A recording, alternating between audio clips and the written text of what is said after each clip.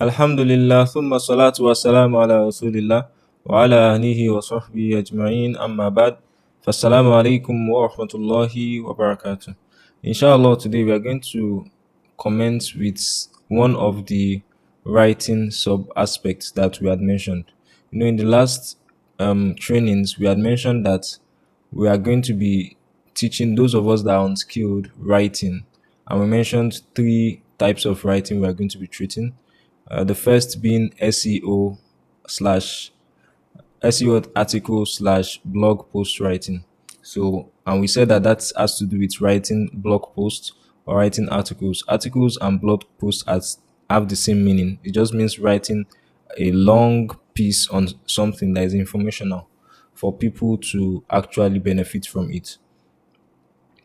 Thereafter, we mentioned copywriting, where we explained that the goal of copywriting is to make people take an action, usually purchase. So, and we will be triggering emotions to make people take action. And the last one is ebook ghostwriting, and we explained at length that has to do with writing books for people. So, inshallah, we're going to be starting today with this very first one, the number one SEO article blog post.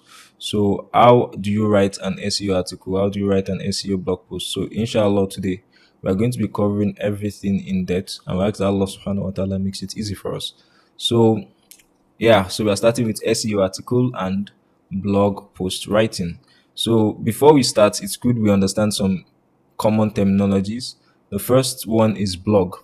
So a blog is a place where you post your articles. So a blog can have numerous articles on different subject matter.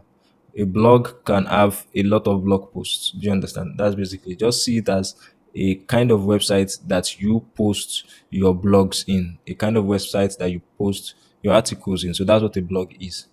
Now, this blog can be dependent or independent. So when we say it's dependent, it basically means that it's on another person's website, like Medium, for example. It's not you that owns Medium, but you can post your own blog on Medium. So yeah, it's dependent. You are dependent on something.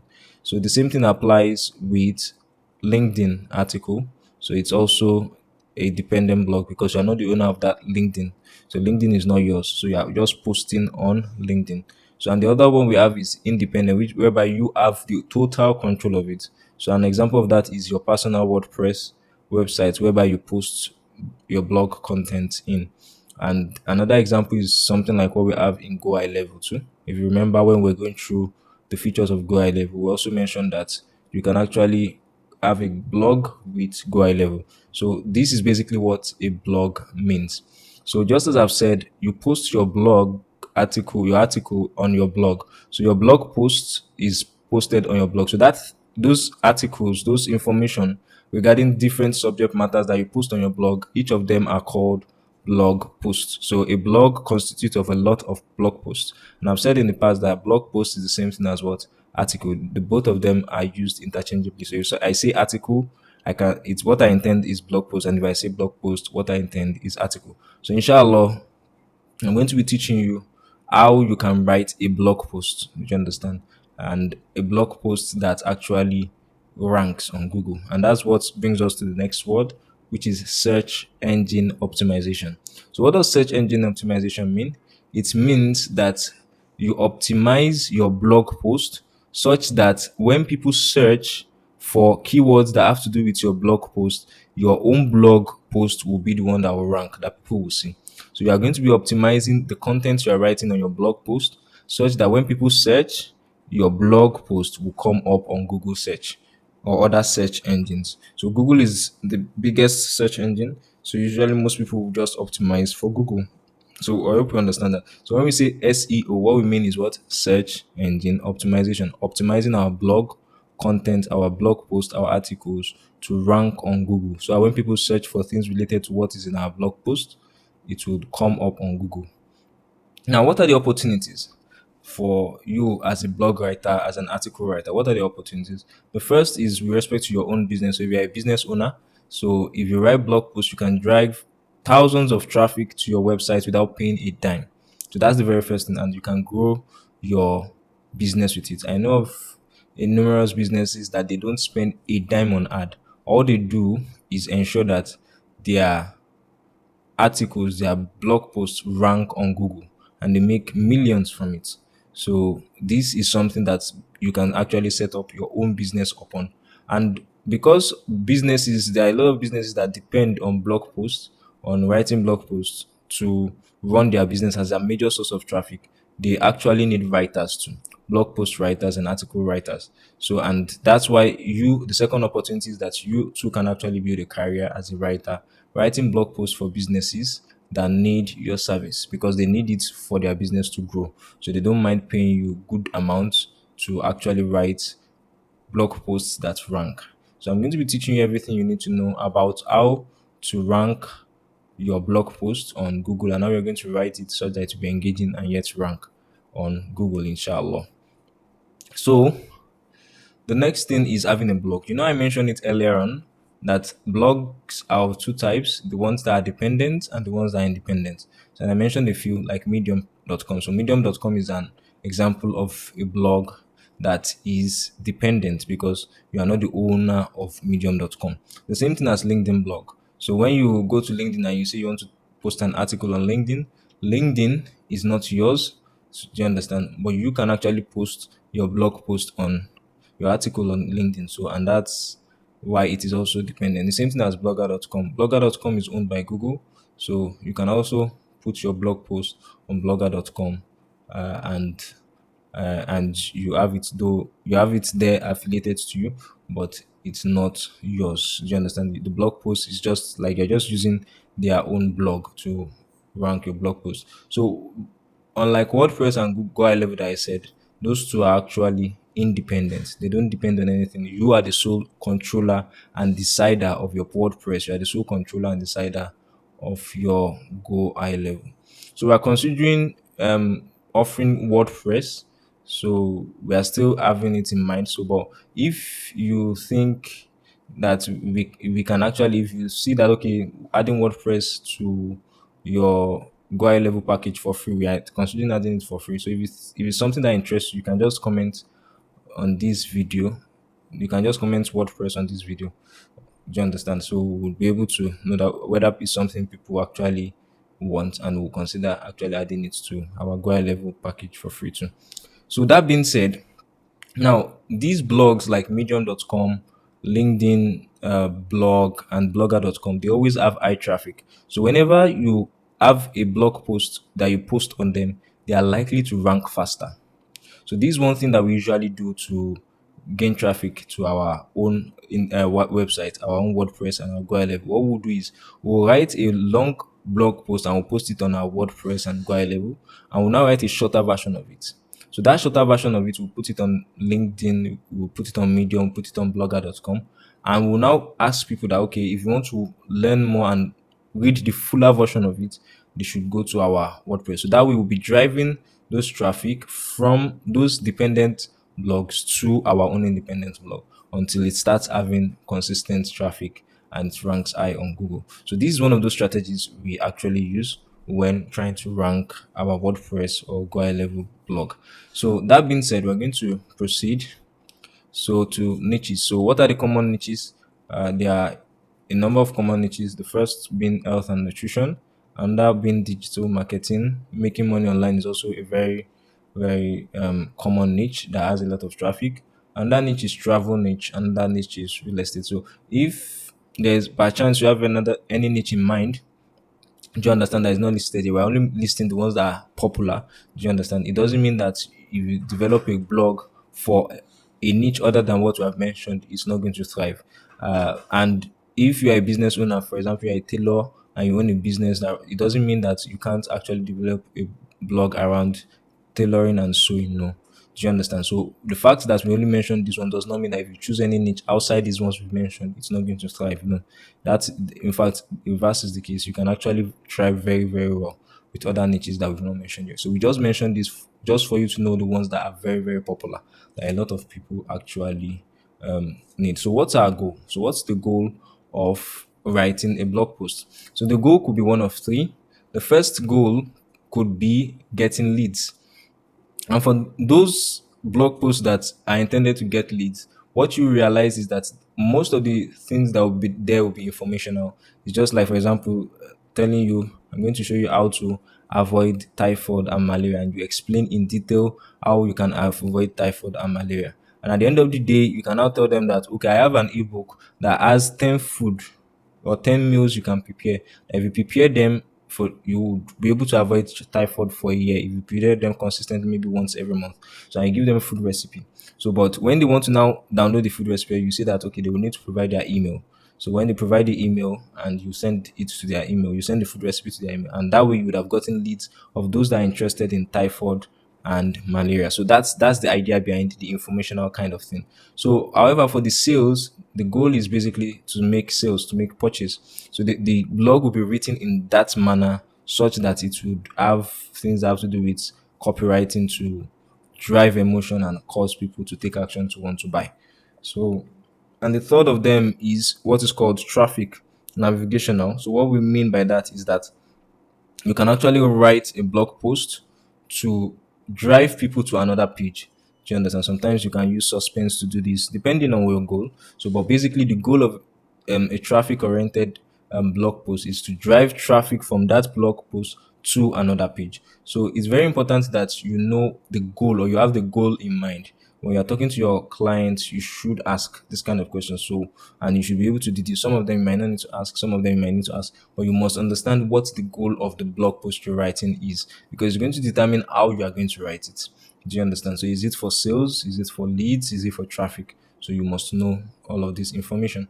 So, once you know that, another very important thing you must know is the target audience. So, when we're talking about the target audience, we're talking about what's their location, what industry are we concentrating on? Is it a B2B? Is it a business to business? That's this blog post I'm writing. Is it for business owners, like maybe lawyers, dentists? Do you understand? So if it's for such people, you might need to consider the kind of jargon that makes sense for those professions. And if it's a B2C, whether it's just normal consumer, the end consumer, that you're not dealing with businesses, you're just dealing with people that are just going to buy and benefit from whether that product or service. Do you understand? So if it's going to be in that term, so you need to know, okay, how you're going to write it for them. You also need to understand the level of education of the people you are trying to communicate with. Are they people that are well learned, or they are people that are just the average person you meet on the street, that you just need to speak layman English for them to basically understand what you're trying to say? What's their age? Do you understand? Are they the Gen Z? Are they the older generation? So you need to understand all of these, and what kind of gender are they? Are they majorly males? Are they majorly females? Or are they a mix of both? So all of these things are the things you need to understand and put into consideration when you're writing your blog post, because it's going to go a long way in determining how interested in or interesting it would what you write would be to those who are reading what you've written. So you need to consider those you're writing for, so that you'll be able to make epic content and content that makes sense to the audience that will be reading it.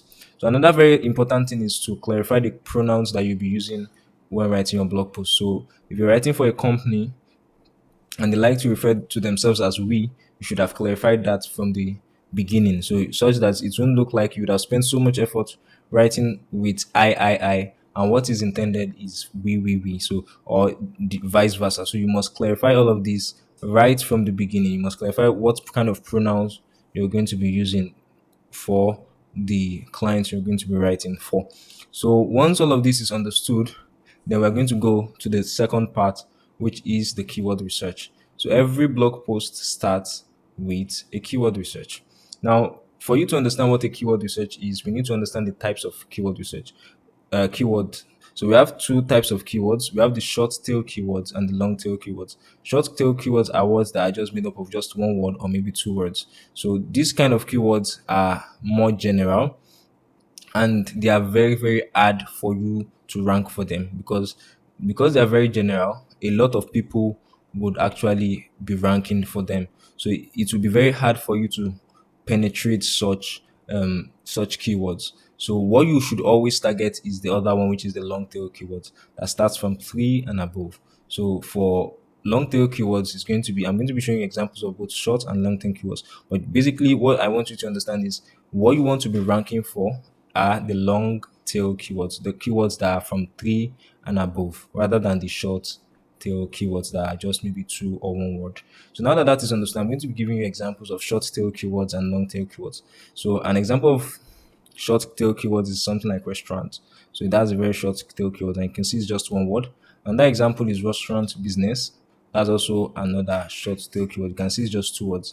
Now, before I proceed, it's good that I mentioned that there are some words that are called stop words. So these are words that are usually maybe like preposition like the, be, to, of, and, a, in, that, have, I. Do you understand? All of these kind of words, we don't count them as keywords. Do you understand? So what we count as keywords are those core words. Like for example, restaurant business Lagos. Ideally, if you want to say it grammatically correctly, you say restaurant business in Lagos. So that in there is not a keyword. Do you understand? It's just a stop word. So the actual keywords there are just three: restaurant, business, and Lagos.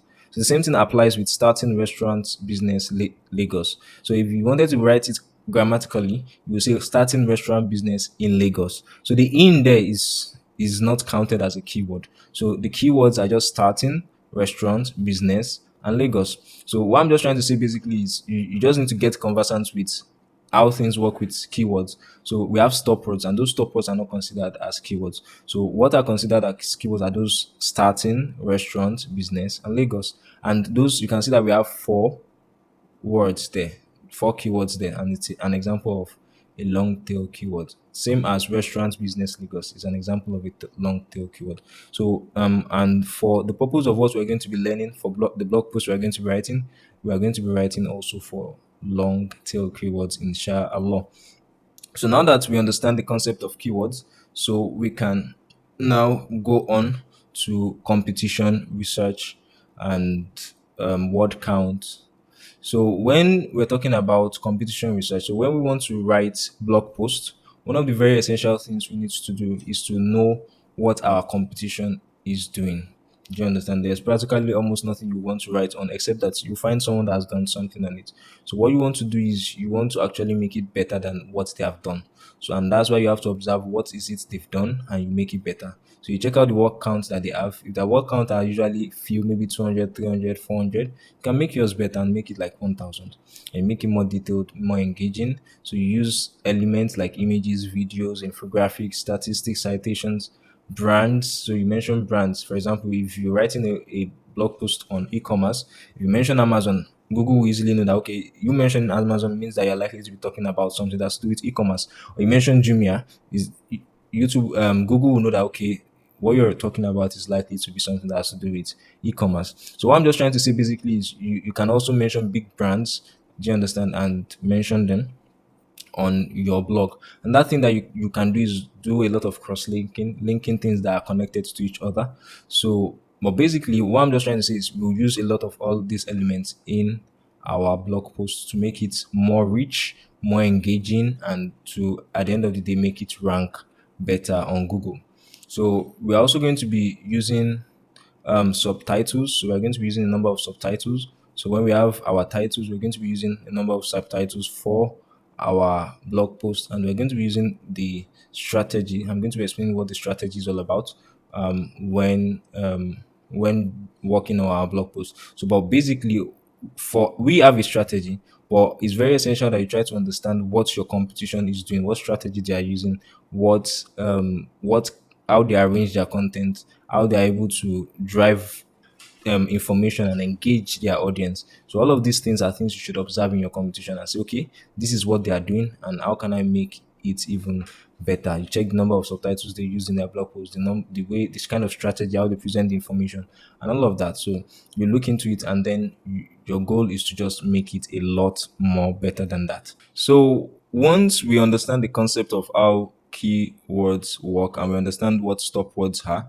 so the very next thing is for us to plan our keywords based on what niche we want to rank for or what topic we want to rank for. So it's very necessary that we actually plan the keywords we want to use. Since we know and understand that the keyword is a very, very vital aspect of our blog post. So we are going to be using keyword planner. So keyword planner is very useful for actually checking the search volume. So if you're a phone user, it will be more convenient for you to use keyword planner. And we're also going to be using Chrome extensions, but the one we are going to be using is just Uber Suggest. All of them do the same thing, but it's just good you know all of the softwares that are available that people use. So SEO Quick, website SEO Checker, Mosbar. So all of these are all SEO tools that we actually use. But for the purpose of this video, I'm just going to be using Uber Suggest. So you can play around with the other ones. So now that that is understood, so we're going to first start with Google Keyword Planner. So let me come here. So so you're just going to search for Keyword Planner.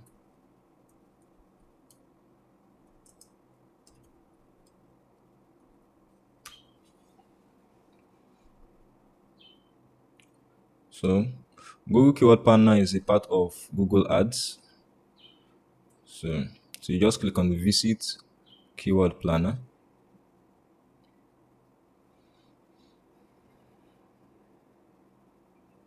So the idea behind Google Keyword Planner is for us to search for the keyword volume. So what it means is we want to know how many people are actually searching for the keyword that we're using. There's no point writing a blog post on a topic that nobody's searching about. So the idea is for us to ensure that wherever it is we want to make effort to write in, or wherever content we want to put out there, it must be something that is valuable. It must be something that people are searching for. It must be something that is useful for people. So we're going to be using Google Keyword Planner to know the volume, the search volume of what we are writing on. And based on that, we'll be able to then. So what we want to do is we want to click on Get Search Volume and Forecast. So in our own case, our keyword is what? Yes. So our keyword is restaurant business Lagos. Can see. So I click on Get Started. So it's going to give us the keyword for it. So what we want to do is we want to use the discover. So what we want to do is we want to use discover new keywords. So once you click on discover new keywords, you're going to input. So in our case, our keyword is restaurant business Lagos. So just hit enter. So I will click on get results. So when you this in this user interface, I personally don't like. So I always like to change it. So I always want to use previous design. I don't like it. So this is better. This is what I'm used to. So now you can see the monthly searches. So we have 10 to 100 for food delivery companies in Lagos. We have 10 to 100 for Kilimanjaro. So you can see that this keyword, Lagos restaurants Nigeria, 100, it gives us actually 100 to 1000. So this is something we're likely to go for. And that beautiful thing about it is that it has low competition. It means that if we try to rank for this keyword, we'll have little competition and we're going to rank faster. Do you understand? So with that, our search keywords that we've searched with, now we are convinced that we can use what? Lagos restaurant Nigeria. And with that, we will now proceed to further get more related keywords around this keyword. So this Lagos restaurant Nigeria is going to be what is called our focus keyword. Do you understand? So while the other keywords, which are the related keywords, will be the ones that we're going to be using to further flesh our blog post. So once that is understood, we're now going to go back to use. Let me up tab. So, so now we know how to use Keyword Planner to actually re-engineer what keywords we should work with. So whenever your client gives you any keyword to work with, or whenever they tell you that okay, this is their niche or their industry, you can just get the keywords for that niche and industry and give it to Google Keyword Planner, and it's going to give you the list of keywords that are already ranking, and from there you can actually start your work. Now, the Chrome extension we're going to be using is Uber Suggest. So Uber Suggest gives us a lot of insight, a lot of more insight, even something similar to what we would find on Keyword Planner, and even more. So we're going to be installing it now.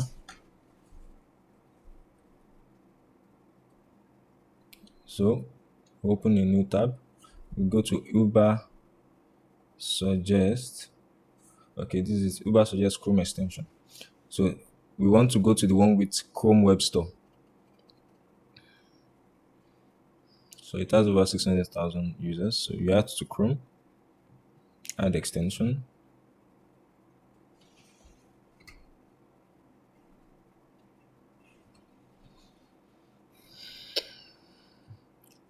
So it's still installing. So let's copy this keyword that we have here, Lagos restaurants, Nigeria. So we're going to be using it on Google.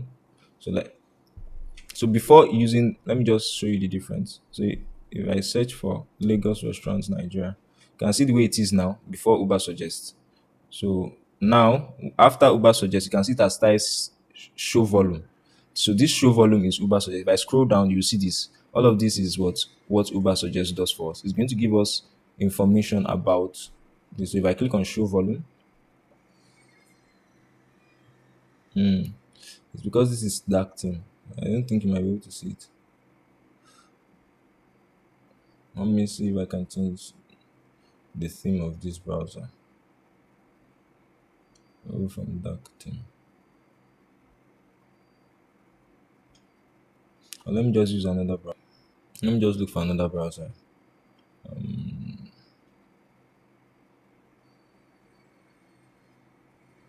Okay. So this is the keyword. This is what I was saying. So you can see that there's nothing. You can see that there's nothing like show volume or anything, and there's nothing like Uber Suggest here. So now, if we now come here and we come to Chrome extension, Uber Suggest. So Uber Suggest Chrome extension. So Chrome Web Store. Always just go for the one with Chrome Web Store. So you add it to Chrome, add extension.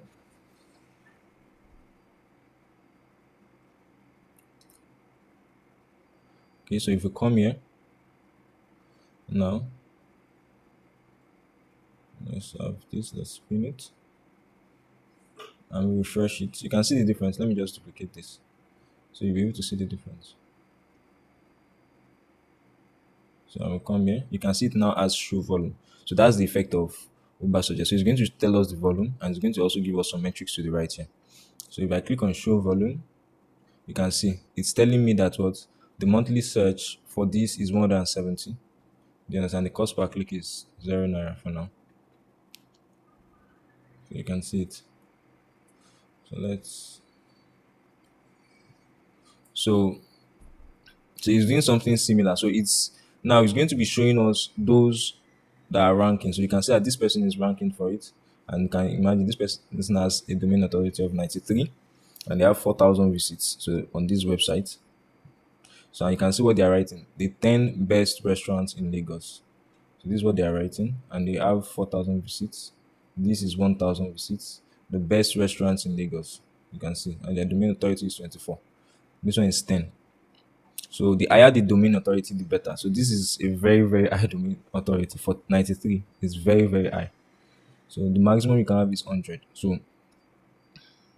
So now that we have this, so this is how you are going to be using for those of us that want to use Uber Suggest. So this is how you are going to be using Uber Suggest. So for any keyword you want to search, once you just search it, you'll be able to see the monthly search volume here. So it's almost the same thing as what you would get with Keyword Planner, and even more, because this one is more exact. You can see that its exact search is more here, unlike what we have from Keyword Planner that I said is between a range of 100 and 1,000. So this is more precise.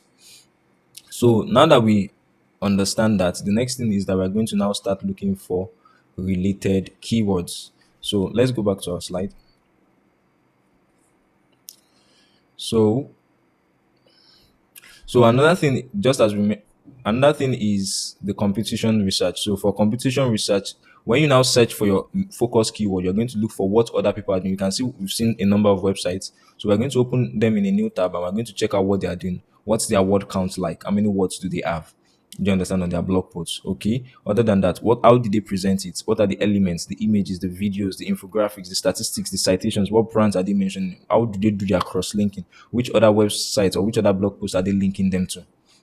So you're going to try to get insights from all of this. You're also going to try check the number of subtitles, their strategy, and all of that. So we're going to be checking that too now. So I'm going to be going back now. So we have TripAdvisor. So we open that in a link new tab. So so you can see Wikipedia's domain authority is 97. So just open what your competition are doing. This is an Instagram, so it's not a blog. So just open, see Medium. You can see Medium's domain authority is 95. And so all of this, and that's why, just as I said, that's why you you would want to use them as your dependent blog for your blog post. So once we have that done, so we just now open it and we just try to get insights, just as I've said. So this TripAdvisor. So for TripAdvisor, they are just listing. So this is not a blog. You can see this is not a blog. So this is not what we are looking out for. So we'll go to the next one. So the best restaurants in Lagos. So this is more like a list of different restaurants in Lagos. So you can see. And what they played a lot with images. The best restaurants in Lagos. You can see this is the first one. They mentioned it and they mentioned the price. They mentioned the second one and the price. You can see. That's all. They were just mentioning, it's more of like a listicle. Mention the price and they would give a short description about it. And that's all. So you can see. Okay. So and that's what Roadbook has to say. So then the next one, you can see this one. So you start getting ideas on of how you're going to. So best restaurants in Lagos Island for lunch garden. So this is Lagos Island. It's not even just Lagos. It's a specific area in Lagos. So this is the introduction. So I'm still going to teach you. I'm going to explain the hierarchy. So basically, I just want to observe what their strategy. So we want to observe. So this person had an introduction, and the person first gave a guide. So after giving a guide, then the person now went ahead to mention the best restaurants in order. You can see. You can see. So and for each of them, she gave restaurant information and what customers are saying. So she mentioned the restaurant, description of the restaurant, what customers are saying, and also the information about the restaurant. So the same thing here. Image of the restaurant, what customers are saying, and the restaurant information. So she just did that and she listed it for all of them. So you start getting insights of what people are doing. So she also gave frequently asked questions too, and she mentioned all of them. And she gave a little about for our platform too. So you can see, you can see. So this is another strategy she has used. So you can gain insight from the strategy this person is using. So we have Wikipedia. So there's not much on Wikipedia here. So here, let's see. Okay, here they're just mentioning just listicles. They are just listing it. So for this one, they have it's listed, the name, they gave it rating, a short description. But this is not a blog. This is not a blog. This is not a blog, so we can't use this. Underlog is not a blog. So let's go to the next one to get insight. So this is using the top 10 restaurants in Lagos. So that's the topic. So you just try to look into all what they are doing. So and this person just listed it. Listed the first one, mentioned something little. Listed the second one, mentioned something little. So with image. So this person is just listing with image. Listing with image. Listing with image. So just listing with image. In my own view, this person, Dinosoft, actually did a better job than even this one we are looking at. So what we're just trying to do is just get an idea of what is it people have done and what you believe you get insights. Let's just accept this. You get insights, and then to see this, there's nothing here. So this is not a blog. So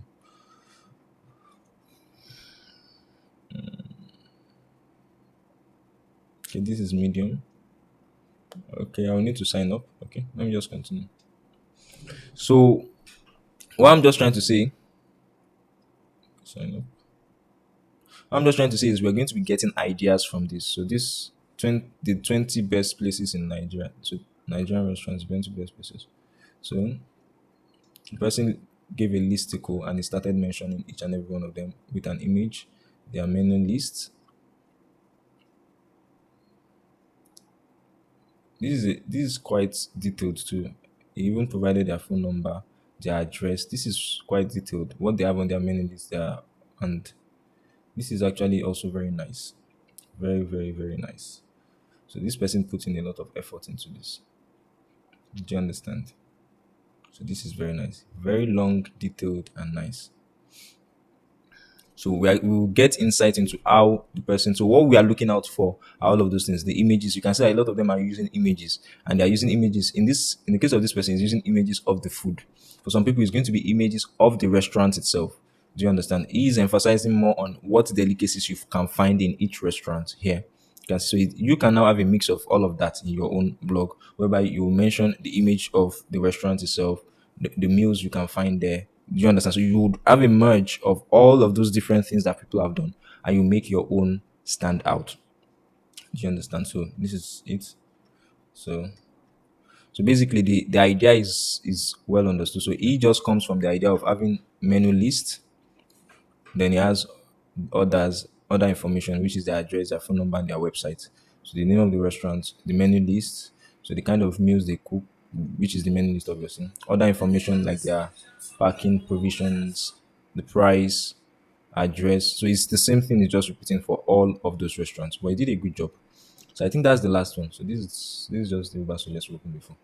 So this is how you do your research, whereby you carefully go through your competition. So you check that the kind of subtitles, the number of subtitles they have, the strategy. You know, we mentioned that the branding that they use. Do you understand? You can see that they are mentioning some brands in respect to restaurants. Do you understand? Like Shiro is one common one. So all of those things are the things you're going to check out for. You're also going to check out for the word count. What's the average word count? So if you want to check out for the word count, we are used to word counter. We've used word counter a number of times. So and that's what we actually use it for. We just decided to use it for wordcounter.net. So we use it for note taking sometimes, but the actual thing it does is that you can actually use it to count words. Oh, I made a mistake. I wrote two O's, word counter.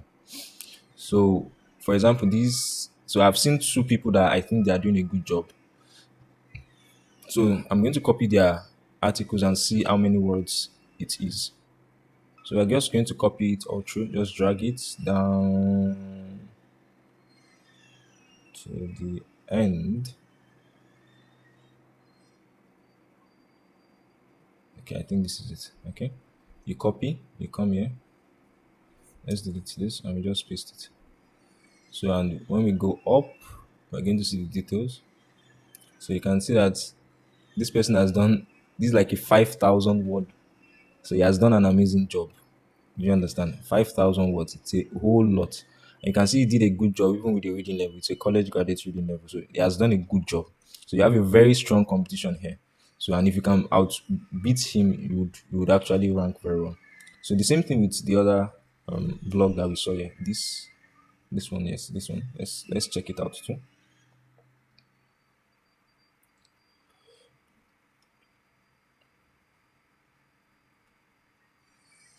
Okay. So we copy this. We'll come here again and we paste it. So let's see. So you can see that this is 2,500 words. So you can see that if we're going to rank it, so this person has actually done a very good job. The one that wrote on Medium, he actually did a very, very good job. So you two want to consider writing something at least 5,000 words. like what he has done, and that way you would have even beaten this one. And what you want to do is you want to infuse a lot of things that this person used that he didn't have, and you overall you make your own blog post better than that. So now that we understand the idea behind understanding the strategy and everything and word count and all of that, we are now going to go to the next stage. So the next stage is getting what is called related keywords. So related keywords are not the main focus keywords, rather they are keywords that are around that main keyword that you're searching. So that people would usually have questions regarding. So what you want to do is you want to use those related keywords around your blog. Do you understand? You will use it while writing your blog so that people that are searching for things that are related to that your focus keyword, do you understand, will also find answer to the likely questions you're likely to have. So how do we look for related keywords? So we're going to be using Google suggestions with pre and post suggestions. So what I mean by pre and post suggestion is that we're going to be using asterisks before our focus keywords and after. And so Google is going to suggest some keywords for us and we're going to note them down. So, and another aspect is the people also ask aspect. So I'm going to be showing you all of this, inshallah. So the people also ask too is also a section that when you search, you see it, people also ask. And you will see questions that people also ask. So you want to address the ones that are related to your subject matter that you're discussing. And lastly, you're going to also look for the people also search for. So now let's go back here. So we'll go back to our Google. So for the first one, which is using asterisks, so if you just put an asterisk here, this star, you can see. You can see that started suggesting restaurants in Victoria Island, Lagos, Nigeria.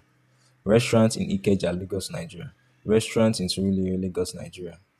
Indian restaurants in, so it's going to give you suggestion. 5-star restaurants in Lagos, Nigeria. Fast food restaurants in Lagos, Nigeria.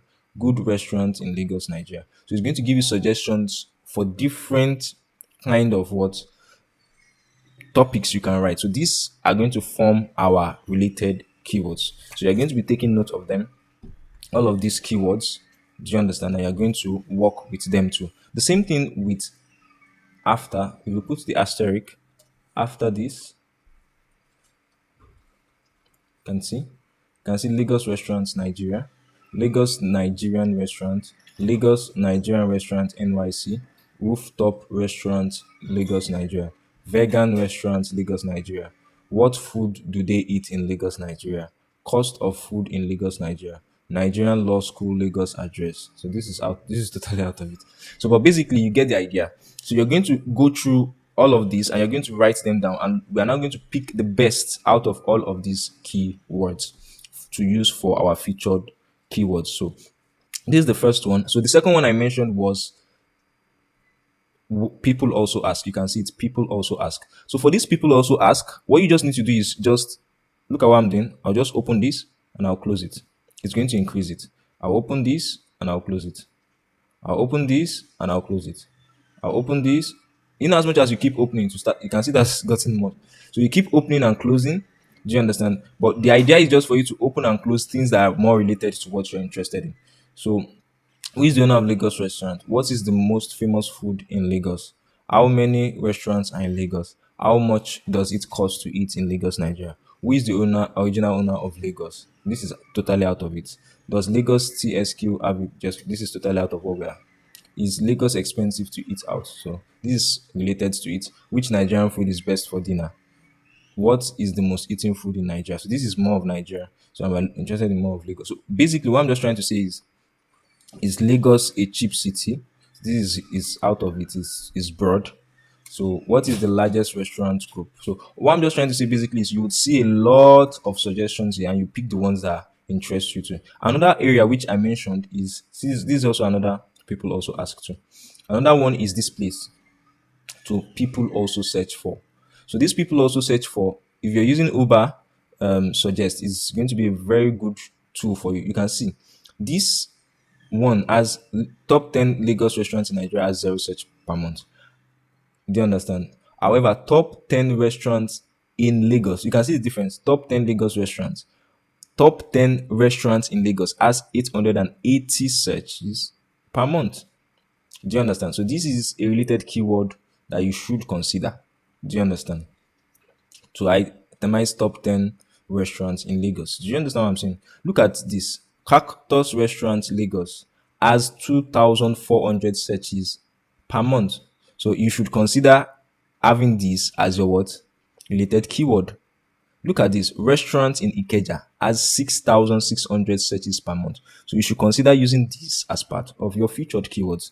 So all of these featured keywords are going to come in what? Very, very handy for you to further strengthen your focus keywords. So at this junction, I should mention something. You can see that these restaurants in Lagos, that's 6,600 per month search volume. Our own keyword itself just has 170 keywords per month. So usually you might be in the position to, if your client says that what is interested, because they might give you keywords that they want you to write a blog post on. So if they tell you that, you can actually advise that, oh, that based on your keyword research, you realize that such and such and such keywords actually have better volume, search volume, and you advise that we actually switch to those words. If they don't mind, then it will be a good deal for them. However, if they mind and they will still want to stick to that one, then in that case, what you will do is you're going to use those ones as your featured keywords. Do you understand this? So now that we understand all of this, the idea of keywords, the feature keywords, the focus keywords, and how they all come into our blog post, we're now going to go into the structure of our blog post. So with this structure, we are now going to know where we should place our focus keywords and our related keywords, whether they and how we are going to structure our blog post, and whereby everything will now come together cohesively and it's going to make sense. So after this, we're going to be doing that. I'm going to be showing you how the structure works. I'll give an example and we'll continue from there, inshallah. So we now understand all of this. So the last one we're going to also be using is keyword.io. Let's go to keyword.io.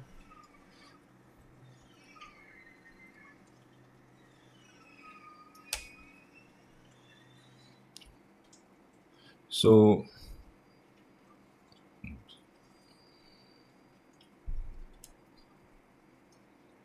this is the keyword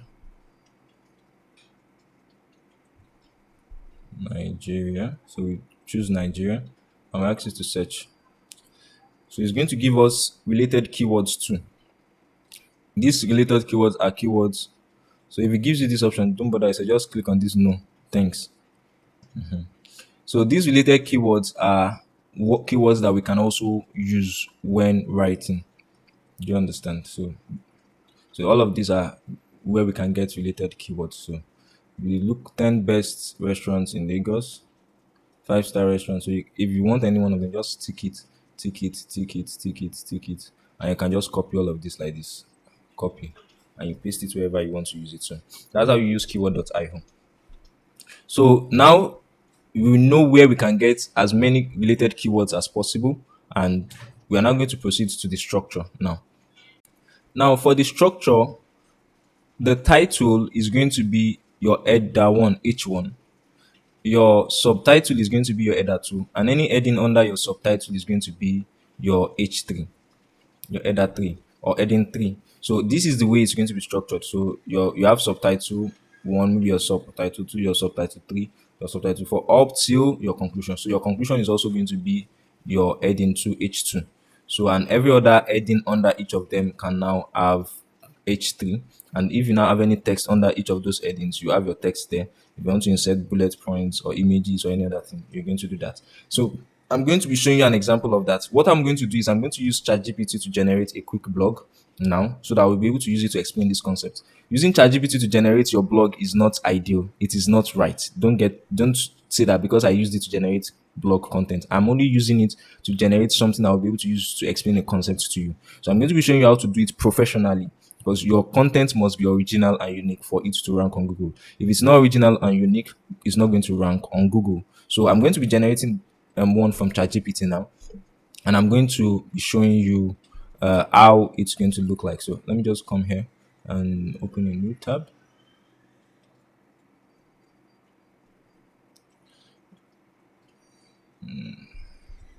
So ChatGPT, chat.openai.com. So either you go to chat.openai.com or you go to chatgpt.com. Any one of them goes.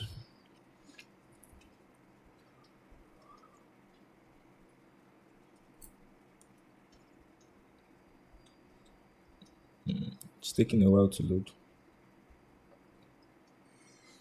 So what we want to do now is we're going to give it a prompt. I'm just going to write a quick prompt now. So I've written a prompt for ChatGPT to for the sample I want to use. So I'm just asking it to just write a blog for me. So let's see what it has to.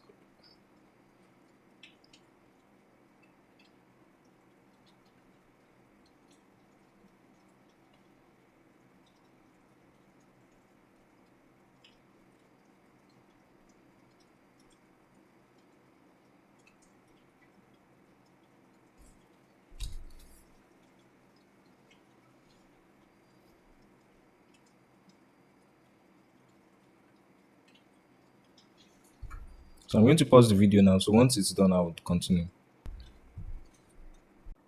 So it's actually done creating the blog. So I'm just going to copy it. I don't want it to copy this here, right? Okay. All right, click and I'll copy. Just as I've said before, this is not going to be an ideal way to write a blog. And don't think that this is an ideal way. I'm just doing it for the purpose of explaining the concept of the structure of a blog to you. So I'm just paste without formatting. So you can see this is the old blog. So now for the title is going to be what? Yes, exactly. Header one. So header one, heading one. Sorry. Introduction is going to be what? Heading two. So this understanding the Abuja is going to be also heading two. So let's do all the heading twos. So this one too, number two would also be heading two. If you come down again, number three is also going to be what? Heading two. And also our conclusion is also going to be what? Heading two. So all the ones under our heading two will now be heading three. So now, for example, this 1.1, which is the growth of Abuja real estate sector, is now going to be heading three. 1.2 will also be what? Heading three. Do you understand? 2.1, which is landscape, will also be what? Heading three. This structure does not have anything to do with size. Make sure that all your blog posts follow this order. Do you understand? The same thing with 3.1 here is going to be heading 3. The same thing with 3.2 here is also going to be heading 3. And that's all. So, and all the text, all these ones will now be normal text. Normal text. The default is usually normal text. So the others will be normal text. Do you understand? If for any reason you have issues, maybe when you make this one heading 3, this one also becomes big. What you just need to do is just select this one and change it back to normal text. And you also make sure that there's an enter in between them. If there's no enter in between them, then it can cause that issue. So you can see from the left, you can see that there's an hierarchy. And that's what the heading does. This is the title. You can see this is the title. Under the title, you now have introduction, 1, understanding the 2, 3, and the conclusion. And under that one, you now have 1.1, the growth of Abuja real estate sector, the key areas. You can see it has this two under them. This one, it has this two under them. This one too has this two under them. This is the structure of a blog. Do you understand? This is a structure of how a blog should look like. So you too, when you're going to be writing your blog, you would have your title. And you're also going to have your header too, which is going to be your introduction. Your blog should always have an introduction. So your blog should always have an introduction. So you're going to have your introduction, and after the introduction, you're now going to have what? The other things you're going to be talking about in the blog, and then sub headings. As in, you're going to have your subtitles, and then you're going to have your headings. So the subtitles are going to be your heading 2, and the headings under the subtitles will now be what? Heading 3. So that's basically it. And you have your text. And for your blog, each of the areas shouldn't be more than 100 to 300 words. So that's each of your text under your each of your headings shouldn't be more than 100 to 300 words. So now that we understand all of this, we will now go to now start working on our blog as though we wanted to write an actual blog. I'm going to be showing you, we're going to be doing it step by step, and I'm going to be showing you all the way. Guys, Allah subhanahu wa ta'ala makes it easy for us. So for us to create our blog post, we have to understand the content framework. So the very first thing is our title. The title is almost everything, and that's what we spend so much time doing our keyword research and all of that on. So the first thing is we are going to write our proposed title. What is the proposed title? So we can use how to for our proposed title. That's how to do such and such. For example, how to start a restaurant business. Do you understand? Or how to locate the best restaurant business in the restaurants in Lagos. So basically, how to is a good what is a way you can actually write your post. Another thing we can use is number, like five best restaurants. Do you understand? If you see an article with five best restaurants and just best restaurants, you are likely to want to click for five best restaurants. Do you understand? Another thing is time rod. So time rod is using time. So, for example, the best restaurants in 2024. Do you understand? Or five best restaurants. So we can mix them to five best restaurants in 2024. Do you understand? So another thing is geography. Geography is location. So we can now say five best restaurants in Lagos 2024. We can say five best restaurants in Ikeja 2024. Do you understand? So and qualifiers, qualifier is something like best. So best, that's five best restaurants. Best is or five luxury restaurants or five premium restaurants or five. Do you understand? So those are qualifiers. So premium, best, luxury, all of those things are qualifiers. So if I wanted to come up with a title, do you understand? I can come up with a title like five premium restaurants in Ikeja or five best restaurants in Ikeja, for example. Now I've seen that there is high volume for restaurants in Ikeja. Do you understand? So it's likely we have not gotten about. It's most likely that I will write a content around that. So that being said, the next thing we are going to do is we are going to write our subtitles and other headlines. So our subtitles based and we'll get insights for our subtitles based on what Google one, also competition research and ChatGPT. So we're going to be asking ChatGPT to help us with the subtitles. We're going to be looking at what our competition have done with our subtitles and also going to be looking at what Google has to offer. So we'll work on all of this together to create a unique content around the subtitles and other headlines that we want to create. Then after that, we're now going to expand the subtitles with more content, either with more subtitles or with bullet points. So we're going to be also using our Google competition research and also ChatGPT to achieve this. So this is the framework. The first thing we started with is what? Title. After that, we went to what? To just penning out what subtitles we want to have and what headlines we want to have under those subtitles. And once we now do that, we are now going to start pinning out what bullet points and expand on them.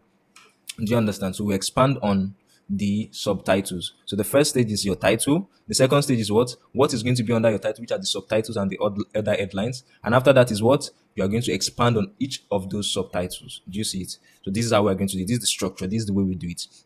So after that, you're now going to research on each of the subtitles separately, and then you now develop it. And this is where you're going to do it manually.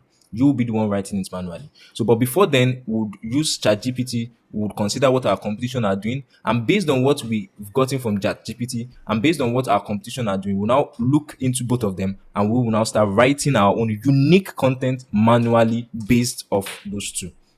Do you understand? So those two will act as guide for us, and we're just going to be picking from here and there to create our own unique content. We all have the way we speak, we all have the way we write. So the way we write would always be unique. The way we speak will always be unique. Do you understand? Just like your fingerprints, your speech is also unique to you. So that is where the uniqueness comes in with your own writing too. So it has its own flair that it adds to it. So then the last thing that is very essential is that we're going to be using a lot of elements, use images, use videos as necessary, use infographics, use tables, use pro and cons, statistics, use sites, you use citations, you mention brands. So all of this, do you understand?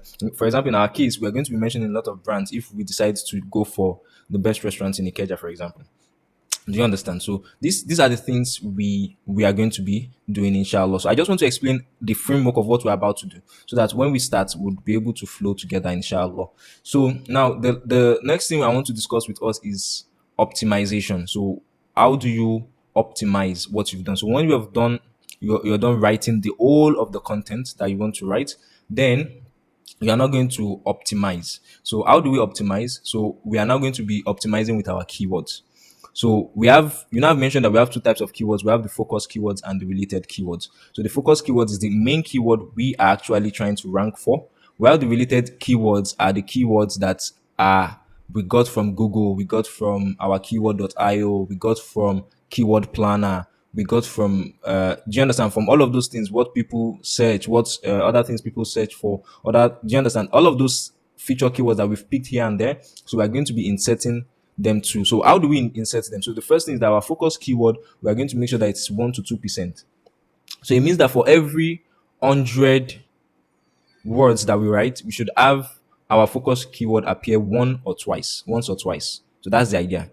So we distribute it in that manner. So for every 100 words we write, we should have our keyword appearing once or twice. So it shouldn't be more than this. Do you understand? So, and a good thing to do is to ensure that we have our focus keyword appearing in our key, that's our header too, that's in the title, in our introduction, in our body, and also in our conclusion. So at least it should appear once in our title, once in our introduction. Now in our body it can appear as much, because that's where the stuff of more we have to say is going to be in. But in our conclusion it should appear once, so it's going to appear once in our title, once in our introduction, once in our conclusion. That's three times. So then the remaining of that makes up the 2% will now be shared and sprinkled in the body of our blog post. So that's the idea. So another thing we need to do is we need to avoid keyword stuffing. Don't force keywords on and don't make it choked. No, it should just be moderate. 1 to 2% is usually ideal. So and you shouldn't stuff keywords here and there such that you just want to force it where it doesn't make sense. So no, this is not right. So basically, just make it sound normal and natural. Do you understand? So then another thing is that you should write first. So when we are writing, when we have our chat GPT content created and we have our competition content with us and we are actually writing our own, forget about keywords when you're writing. Just write normally. Write what you would ordinarily write. And once you're done writing what you would ordinarily write, later on, when you are done with the whole post, then you will now start inserting the keywords strategically. Don't try to write and at the same time insert keywords. It's going to be a whole lot of work for you, and it can cause a lot of setbacks. You won't be effective that way. So what you want to do is you want to write, and once you're done writing, then you now insert the keywords later. So another thing is that you should use your related keywords at least once or twice. So for all of those related keywords, you ensure that you use them at least once or twice, once or twice. Do you understand? All of the related keywords we've chosen.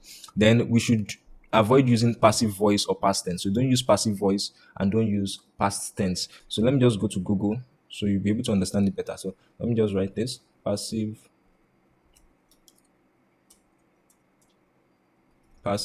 voice versus active voice examples. Let me just use this.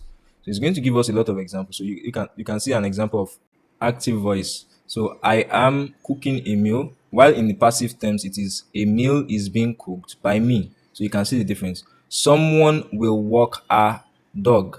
A dog will be walked. You can see the difference now. They wore a sweater. The sweater was worn by them. You can see the difference. So we should use more of this active voice.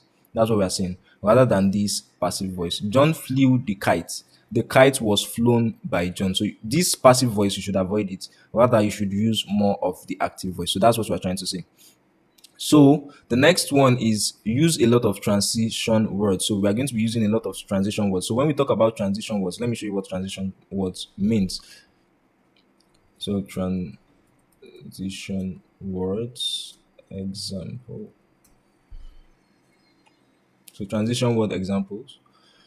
So these are transition words: and, again, and then, besides, equally important, finally, furthermore, further, nor, to, next, lastly, what's more, moreover, in addition, first, second, etc. So these are transition words. So these transitional words are the words that we should use in our blog. So when we are moving from one point to another, so you can actually use it to equally important, besides, and all of this. So these are transitional words. So we should use them in our blog. So then a paragraph should be 4 lines max. So the number of lines that a paragraph should be is maximum of 4 lines. It shouldn't be more than 4 lines. Do you understand? Then also avoid starting 3 consecutive sentences with the same word. So don't start 3 consecutive sentences with the same word. No, no. Do you understand? So we should avoid that. So what we're going to do now that we understand all of that, is to actually write our blog post live. So we're going to be doing that together, inshallah, from start to finish. We ask Allah subhanahu wa ta'ala makes it easy for us. So for our keywords, we've mentioned some keywords, so we're just going to work with the keywords we've mentioned here. Okay, yeah. So these keywords: starting restaurant business, Lagos. So that's what we have here. But in our own case, I want us to do something that has to do with the United States, since they are actually likely to be most of those we are going to be attending to. So, and whatever we're going to be doing will be up to standard. So, we'll be writing this blog post, imagining or assuming that we're going to be rendering the service for for an audience in the United States. So, it's going to be more like something that has to do with United States rather than Lagos. So, now that that is understood, So, just as I've mentioned, the first step is to write our proposed title. And our proposed title, for us to first write our proposed title, we have to decide on what our focus keyword will be. So, when we know what our focus keyword is, then we can actually get our title out of it. And based on our title, we can now work on our subtitles and know how we can continue to expand the subtitles into maybe bullet points and other contents that we want to do. So what we're going to do now is to go and get our proposed title based on our keywords, and we'll be using Google keywords for that. So let me open the browser for that.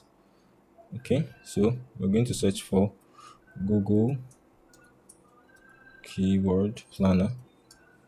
So Google Keyword Planner is from the tools that you have access to from Play Store. So sorry, from Google Ads. Sorry. So once you click on this, it's going to get you started. So let me just say no, yes, submit. Okay, so explore keyword planner. So this only happens if this is your first time using it. So you will see something similar to this. So what we're going to be using is discover new keywords. So we have a keyword in mind. So depending on your situation, you will be in one of two situations. You can find yourself in a situation whereby your client can tell you that, okay, this is the niche we are into. We want you to write blog post for us. And you can have a client that can be specific, that I want you to write blog post on a specific topic. So each of the two would have different approaches. So, but the process will be similar. So for someone who says that this is our niche, write a blog post, it means that you are free with the keywords and you can just use any keywords and come up with any nice title. And for someone who has a topic, a specific topic, it means that it's assumed that the person has actually done his keyword research and has given you the topic that he wants you to work with. So in that case, the best you can do is just probably work around that title. And if it's possible for you to find titles that are actually better than that one, that are likely to rank better, you can actually suggest it to them. So, but these are one of the two ways scenarios you fall into. So that you fall into a scenario whereby you are free to choose a title, or you fall into a scenario whereby you would have to actually use a specific title. But any of the two works. Do you understand? So even if the title is not so good, you can always use your related keywords and use them to actually just strengthen the blog post. So now that that is understood, for us, we are going to input our keyword. So our keyword in this case is,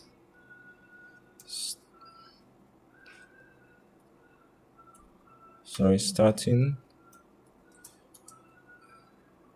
restaurant business. So this is the keyword we are working on.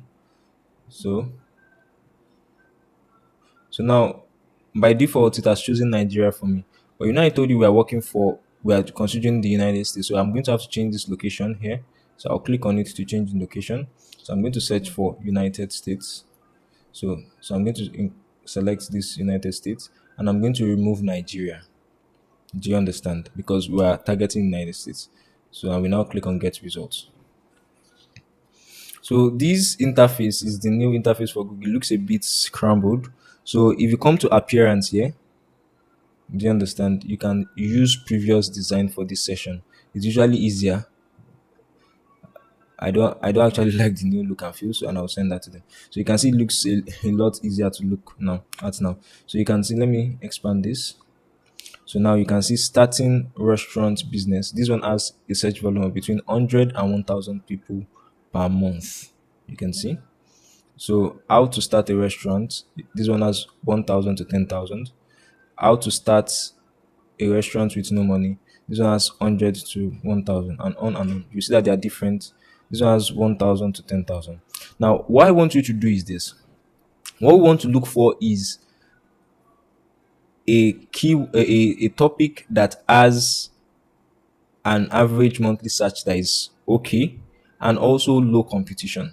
Because if you have a high competition niche, or sorry, AI competition topic, you are going to find yourself struggling Do you understand? So we are going to be looking at this side too, this competition. We're going to be looking at the competition while we're also looking at this. Do you understand? So if you look at this now, let's consider the competition. So we have low.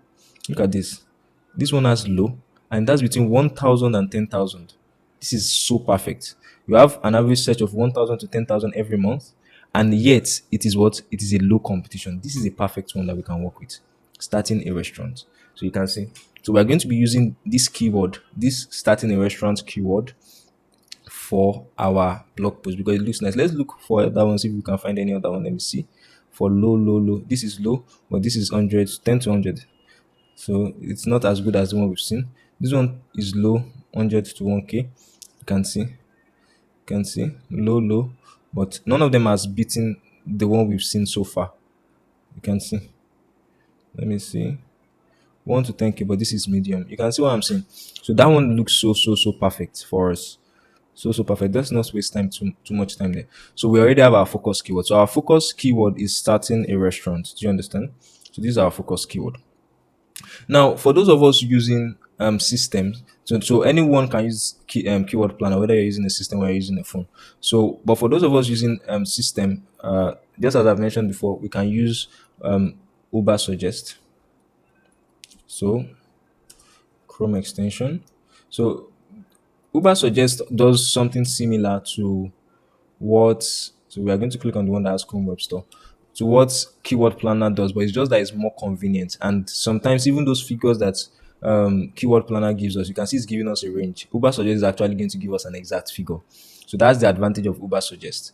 And when you have it on your browser and you're checking, it makes it faster for you to actually reach a lot of conclusion right off while you are actually working on deciding what keywords to choose. So that's just the advantage of it. So now that we have Uber Suggest Chrome extension installed, we already have it here. So what I'm going to do is I'm going to search again for that same keyword, starting a restaurant. So the reason why I want to do that is so that I'll be able to use Uber Suggest to show me how it's done. So I'm going to say start show volume. So as you can see, it's not giving me the information I need, and that's because I've actually exceeded my limit for 24 hours. So I can only make 40 searches in the space of 24 hours. So we're just going to move on without Uber Suggest. So you too, if you want to start using it, you find it very useful. But you can only just make up to 40 searches in the space of 24 hours. So we're going to continue with this. So because this is not the only thing we can use to achieve what we want to achieve, so we can just move on. So for what we want to achieve, we're going to be using Google Docs. So we're going to go to docs.new. So to create a new Google Doc.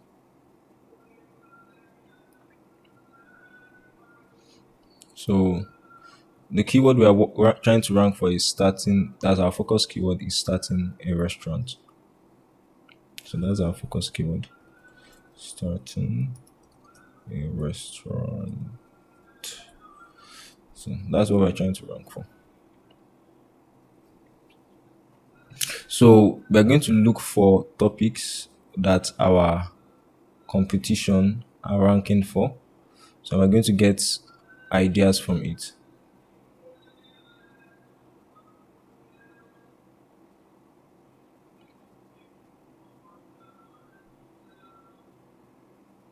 I'm not supposed to open the score, but no problem. So, so we're going to get insights from this.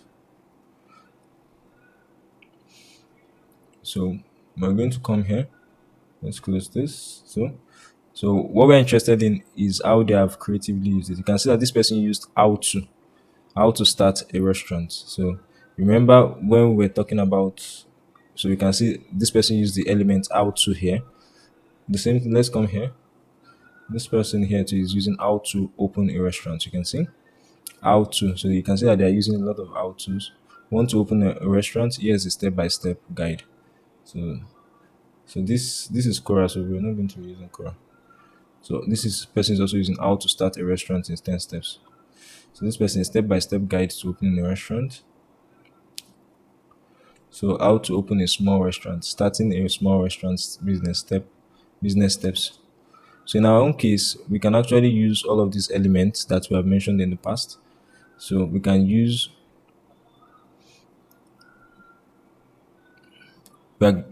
how to. So we're going to like 5 steps or 5 easy steps on how to. So we're going to use number, how to start a restaurant. Do you understand? And we can put time to it in 2024. So so the 5 easy steps there, the easy there is a qualifier. So 5 easy steps on how to start a restaurant in 2024. Do you understand? So that's going to be our title. So you can see how we achieved the title. We got insights from what all of them were saying, and so so we're going to so 5 easy steps. I want to use another document for my keywords. Let me just create another one, another document for my keyword. Docs.new. Okay, so this will be keywords.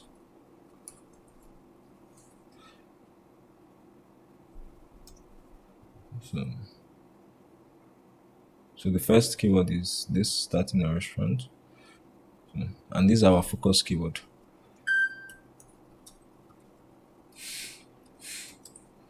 So starting a restaurant. So when we start working on our related keywords, so we'll be putting them here. I just want to have them somewhere that I can refer back to. So 5 easy steps. So I want to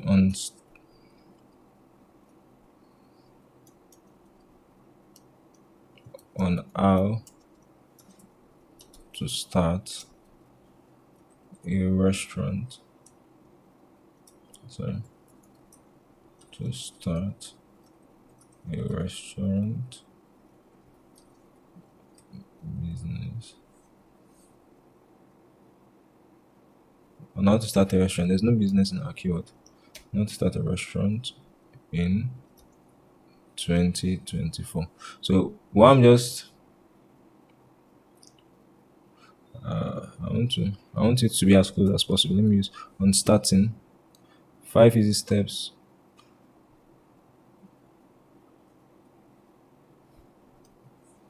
on how to start is fine. 5 easy steps on how to start a restaurant in 2024. So and for this it's going to be our header one as usual. 5 easy steps on how to start a restaurant in 2024. Alhamdulillah. So that's fine. So we have our title. So the next thing that we mentioned is that we are going to be writing our subtitles. Do you understand? Our subtitles and other headlines. So we are going to be using Google for this and also our competition and also ChatGPT when necessary. So we're going to go back here. So now we want to write our subtitles. So we're going to now start looking at what other people have done. So how to start a restaurant. So this is our title, step-by-step guide. So this is their introduction. Just as we said, there will always be an introduction. So so this is pick a business restaurant type. So this is the first one, pick a restaurant type. The second one is create a business plan. You can see. Choose a prime location. Prepare for, okay, map out your menu. Prepare for restaurant costs and fund your restaurant. Then obtain restaurant license and permits. Hire qualified staff. So, so these are 7 steps. Let's look at this. Choose a restaurant concept. So this is similar, I think. Let me see. Restaurant type, restaurant concept. You can see the difference. Write a restaurant business plan. That is also similar to the second one. You can see that there are similarities. Business plan. You can see.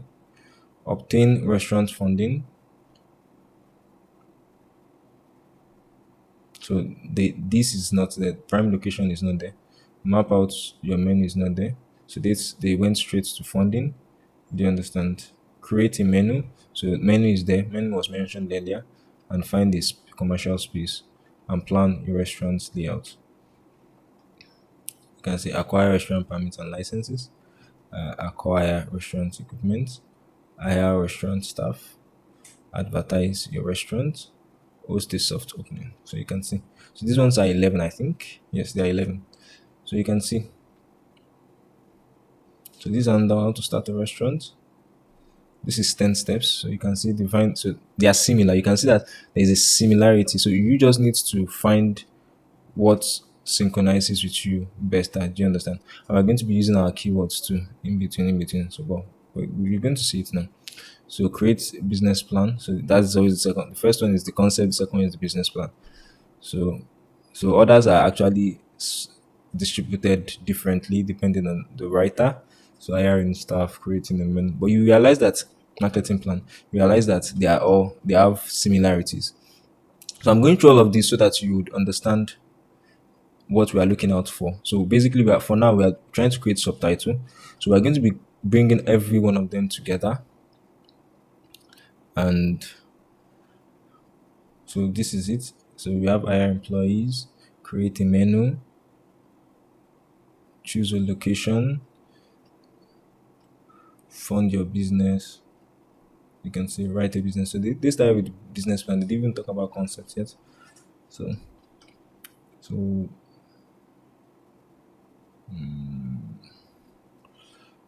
so choose the layout. So another one here is this. So these are 10 steps to opening the restaurant. So so step one, choose your unique restaurant. Sorry about that. Create a business plan. You can see. So you will realize that there are some things that are consistently repeating themselves. So even if you don't have prior knowledge about the whole of these things, you start seeing the repetitions and you start noticing the patterns, and you'll be able to know, okay, it's like I can actually use this and this and this and this. So what we're going to do now is we're going to merge them all together to create our own subtitle. Do you understand? So we're going to merge them all together to create our own subtitle. So they pick a niche, write a business plan.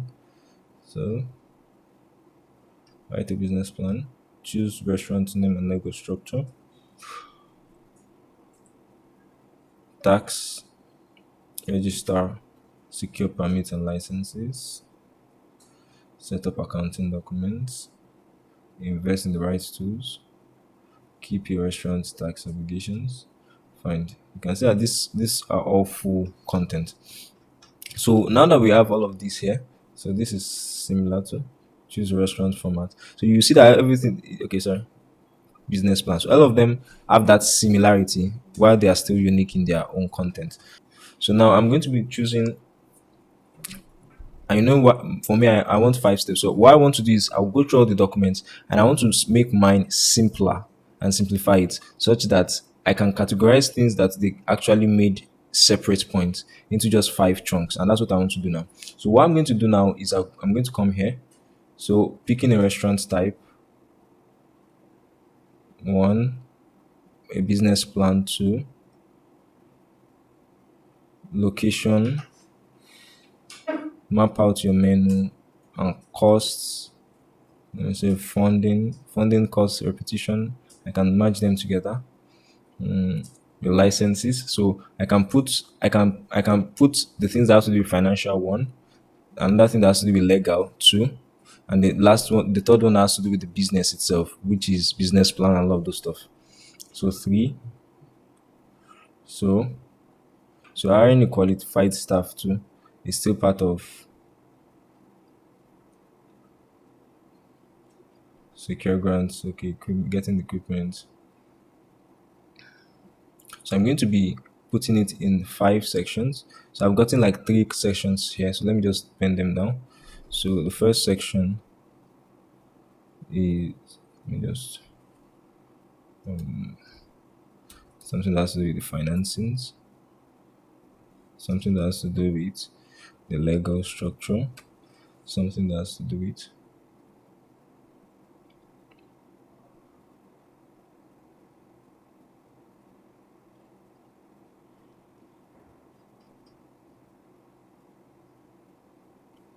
the restaurant structure.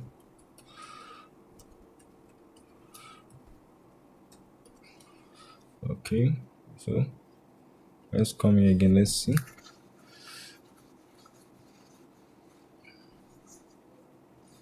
So another thing is structure and management. Structure and management. So it's still three categories. I'm just trying to look for other categories.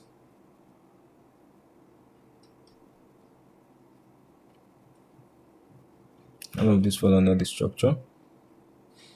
This is legal. Hiring staff is under management. Advertisement. Okay, we can put advertisement under marketing. So so we can say marketing for advertisement. Okay, so let's see. Wine restaurant. Yes, all of these are legal.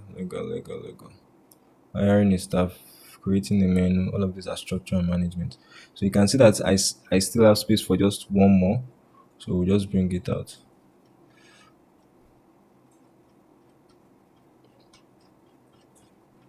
So let me see.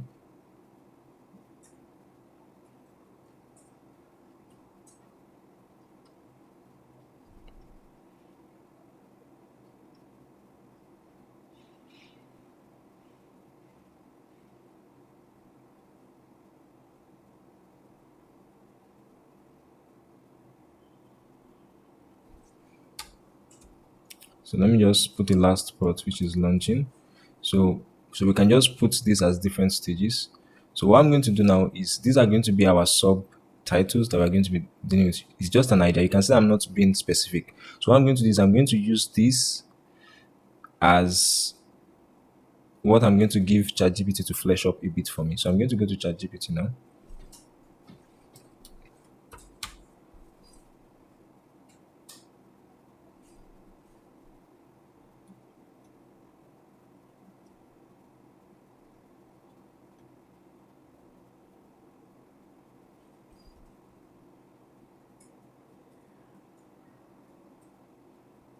So I'll just copy all of this.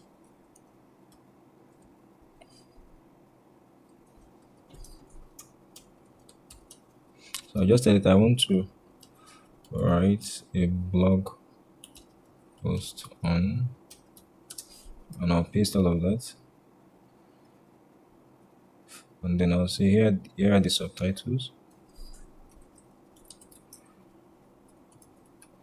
Here are the subtitles. Kindly let me know your thoughts.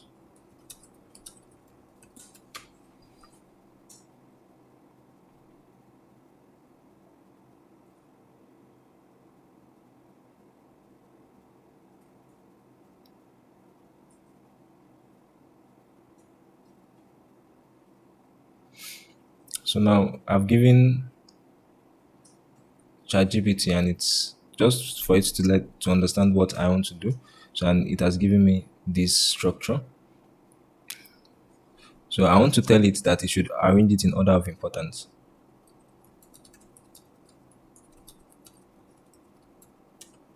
In the order of,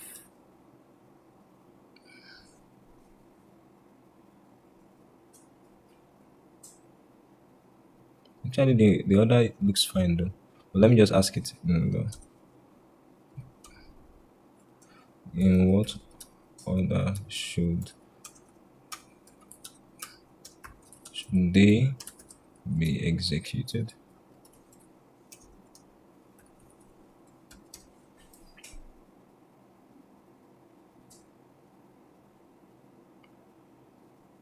The order looks okay too. So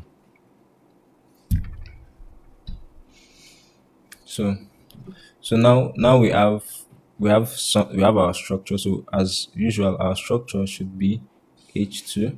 Our subtitles are going to be H2. So you can see that I'm not being so specific yet. Because when the time comes, we're going to be specific. But for now, we just want to have it right. So for financing, there are things that can actually be considered. So under financing, we just come here and look at preparing restaurant costs. One. So we come here.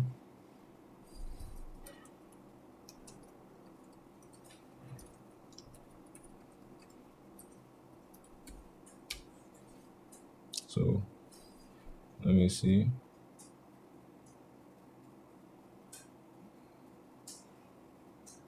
So I think that is the major thing here. Obtaining license and permit funds under legal. So I'll just come in. Obtaining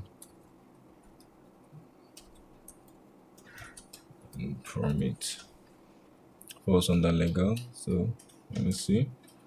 And again, hiring qualified staff falls under management. This. So I want to change this to normal text. Okay. Okay. Which is it.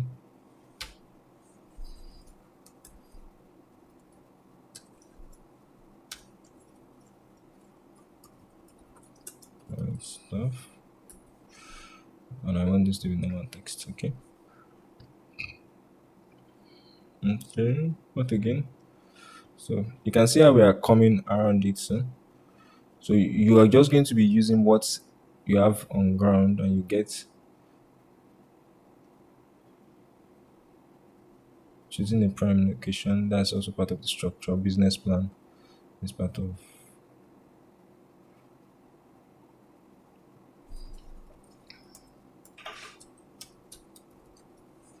business plan. Choosing location. So advertising your restaurant, marketing. So that advertising your restaurant.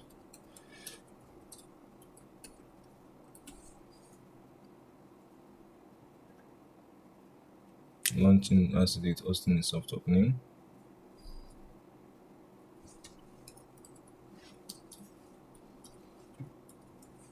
So we're going to continue in that order. So I'm going to pause the video and I'll continue till I have everything filled. So I'm continue. So I'm done populating it. So the next thing, you can see that I have quite a number now. So you can see we have quite a number of them. So what we want to do is, we have this one as our H1, this is H2. So we want to give all of this H3. So we just come here, H3, H3, come in, this two. Okay, it's okay now. So H3, so it's sometimes like that. So if it's seen it as one word, so you should backspace and enter. So we'll do the same thing here. H3, H3, same thing here. H3, because all of these are headings. H3, H3, so the same thing here. Backspace it and press enter. H3, so here backspace, enter. H3,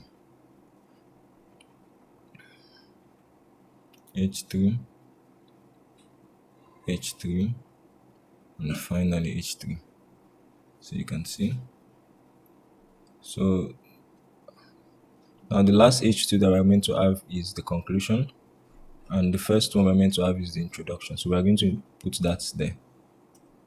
So we're going to put introduction, and we're also going to put conclusion as the last H2. Conclusion, I'll call it H2. So we have all our titles. These are our title. So subtitle, heading. We have all of them ready and they are all set. Now that all of this is set, remember we started with our keywords, but we only did our focus keyword. Now we will need to work on our related keywords. So we'll go back to Google to check out related keywords.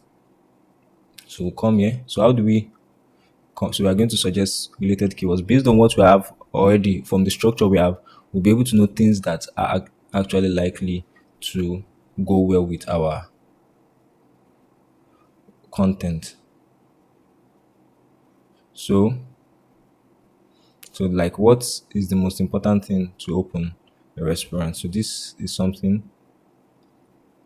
that is okay.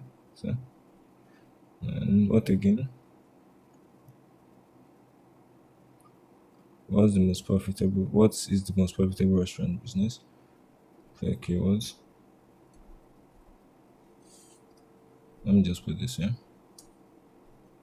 So this is a related keyword. So we'll go back to Google again. So basically, what you need to just think of is something that can work as a text in of your content. What to expect when opening a new restaurant. This also is okay. So you just bring it down. So it's going to give us.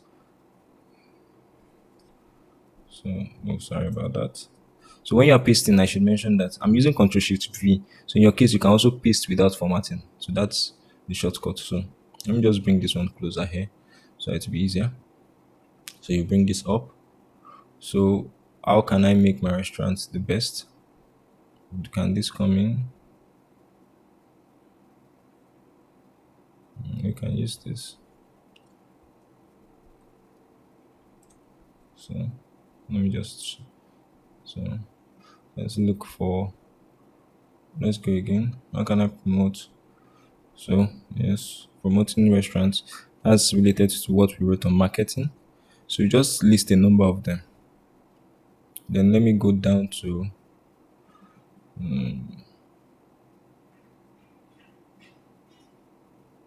let me go down here. So list of things to do before opening a restaurant. This is also nice. So let's go. So starting a restaurant plan. Okay. Let me put this. Let me just paste without format. Come back again. So how much do you need to open a small restaurant? That's also very insightful. So copy. So, so how much do you need to start? How to start a restaurant business? How to start a restaurant business plan? So I think these are okay. So we have eight now. Eight is fair enough. So the last thing we want to do also is we want to check out our competition. We want to know how many words all their articles are. So we'll be able to know what standard we're going to be working with. So we're going to be using our word counter for that. So word counter.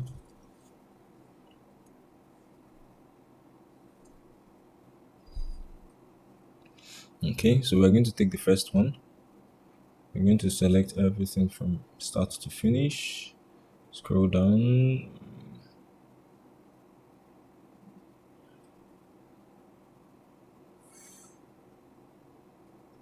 Okay, I think this is where it stops.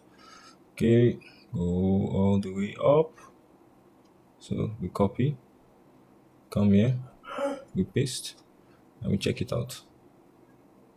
So you can see this is 2,450 words. So we go to the second one, we come again, we select from here, go all the way down, and we copy. We come here again, select everything, delete it, and we paste it. Let's check. So this is 2,900, about 3,000. Okay. So we go again to the next one. Select everything. You copy. You come here again. Select everything you paste. Let's see. This is 3,200. Okay. So we're already in 3,200. So we know. Okay, let's come here. So it's like it's increasing. Okay. So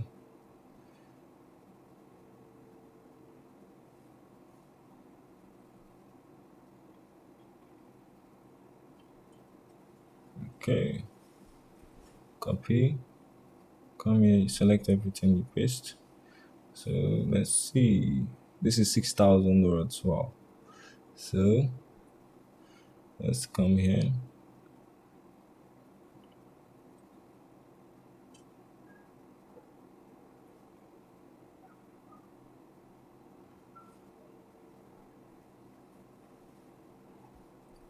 Copy.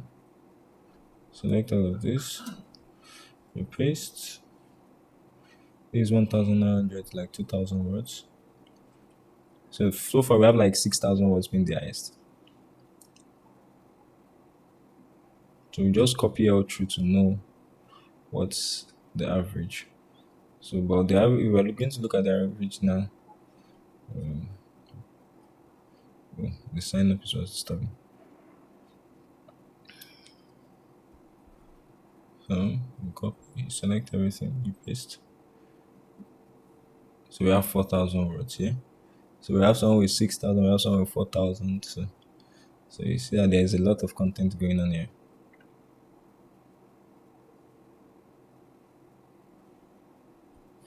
Copy, come here, select it, paste. We have 2,200. Okay, so on the average, we have between say 2,000 to 6,000. So for us, we're going to be choosing. So what we're going to do is ideally by standard, just as I've explained, you are to outperform everybody. So the way we have the highest being 6,000, we should target something like 7,000 words. But 7,000 words is quite a lot. So what we're going to do is just for the sake of example, we're just going to work around 2,000 words. But ideally, if you wanted to create a content that will actually outperform all of these posts, then you should work towards 7,000 words. So what we're going to now do is we're going to now create our content. So just as I've said before, what we're going to do, we're going to use our chat GPT to generate to flesh up the whole of all this content we have here. And when we fleshed it up, after that, we're now going to be checking it out and making adjustments, little adjustments based on what we have on other people's posts and all of that, and we'll make it unique that way. And thereafter, we're going to check for plagiarism and then we'll be good to go. So now we're going to be going to ChatGPT. So we'll come back here to ChatGPT, and this time we're going to be giving it a prompt. So I'm going to type the prompt. I'll pause the video and type the prompt, and I'm going to explain it to you now. So I'm done with the prompt. So this is the prompt. So I'm going to share it with you, inshallah. So in the resource document, use the following content to develop a complete blog post of 2,000 words. So if it's in your case and you wanted to generate 7,000 words, so it's going to be 7,000 words. So here are the instructions. So the first one is use the focus keywords in the title, introduction, conclusion, and 17 other locations in the body of the post.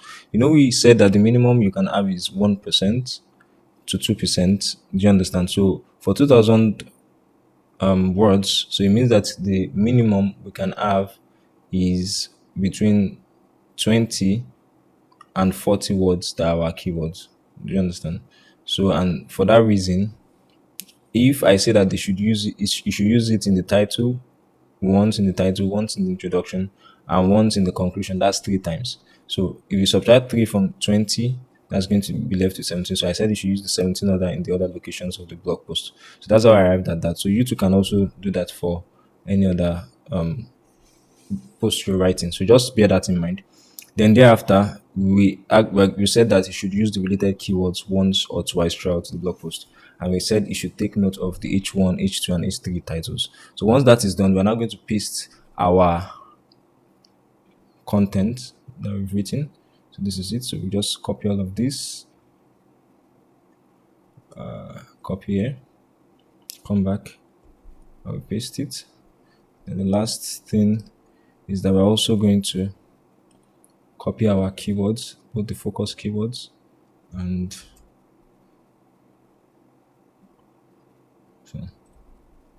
so and the and then we ask it to write.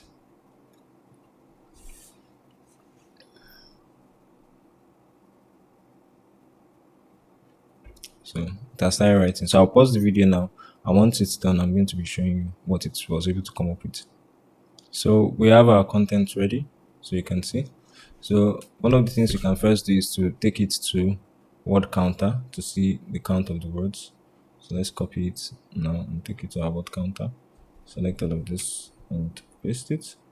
So let's see if it meets. So this is 1,164 words. So it's not even 2,000 words. So that's the very first thing you need to do. So in my case, I'm just going to tell it that it's not up to 2,000.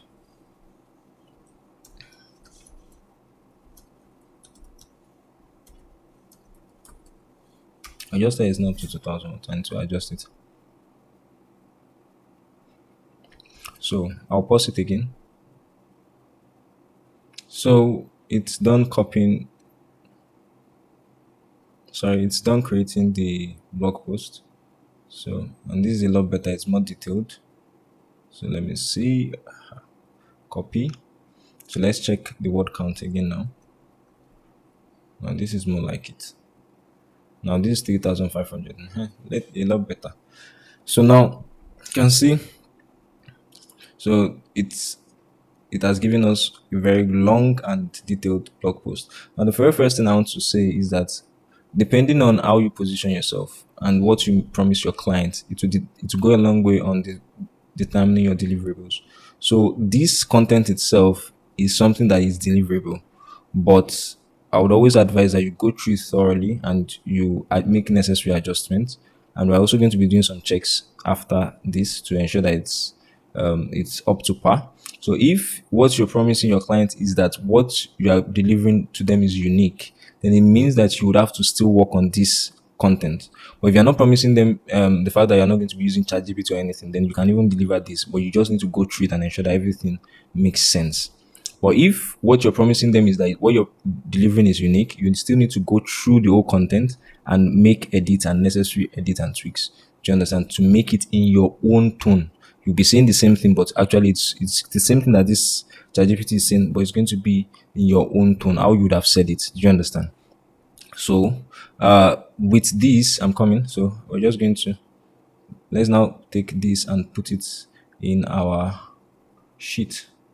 So we just let's create a new doc. Doc dot new. So for some, this is already a delivered product. Do you understand? So for some, they already have a delivered product. But for us, so we're going to change this to heading one. So here, this is going to be heading two. Step one, financing, heading two. Step two, we're looking for step two. Step two, step two. Step two, Lego, heading two. We're looking for step three. So we're going to go on like that till we're able to. This is step four. So there's going to be step three before this. Let's make it heading two. Let's go up. We've missed out on step three. So we'll go on just the way we've always been doing. So we'll go on to ensure that everything. Okay, this is step three. Alhamdulillah. So we now go to step four and step five. I think we've seen step four, so it's just step five. So we'll go on like that. This step four, okay, and we'll go on to step five, launching and make it. So we're going to go through all of this content. So for the purpose of the length of this video, I won't be doing that. I'm going through all the content one by one, by one. I'm going to be also, once I'm done with the hierarchy, I'm also going to be doing, this is going to be header 3.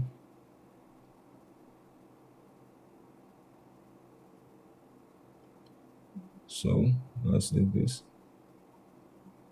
This is under header 3. So I'm going to be checking out for plagiarism.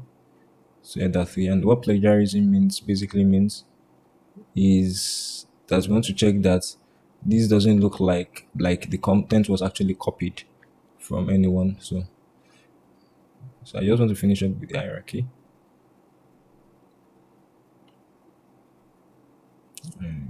Three. Right, the 3. So if you don't understand the hierarchy of what you wrote, there's no way you'll be able to do this now at this level. So it's very essential that you do that. You understand what the hierarchy of what you have written, and that's the only way you can actually differentiate which is which. So you can see that when I'm doing it, I'm doing other one first. Then after I do other one, I'll do other two. Then after I do other two, I'll do other three. So you should do the same thing. It's usually easier that way to avoid confusion. So okay, this and the other three. Other three. Market strategy. Other three. Advertising restaurant. Other three.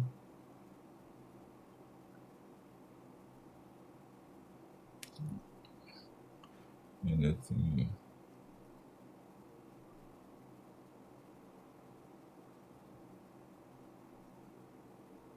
Either three. Our conclusion is either two. I missed out on that. Okay, so we have our restaurant document for 5 key steps, easy steps on how to start a restaurant ready. So this is basically it. So if you're not promising unique content so that it's unique, but it still has some AI in it. So but if you're promising, if you're what you're promising is that you're not going to be using AI, then it means you still have to work on this.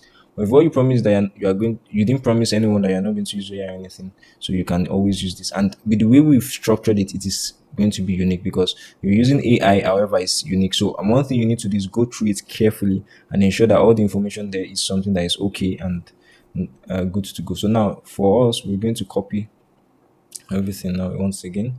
Let's Control A, Control C, and now we're going to go to small s AO tools plagiarism checker. So we're going to be using that.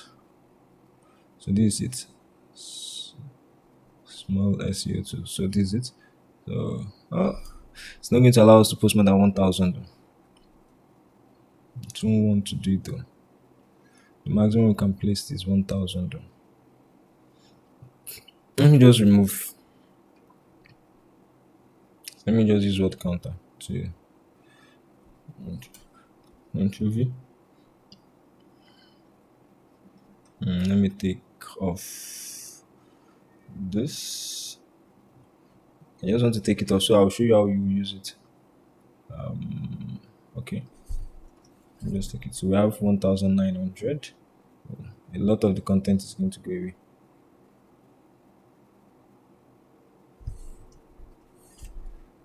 Control Z. Let me reduce it here.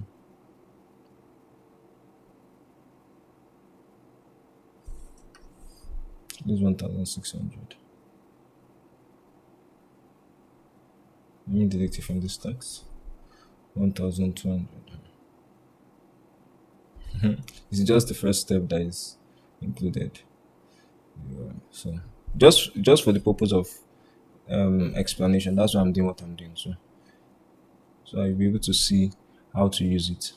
So I'll select all of this, delete it, and paste it. So we have 977. So you scroll down here and you check plagiarism.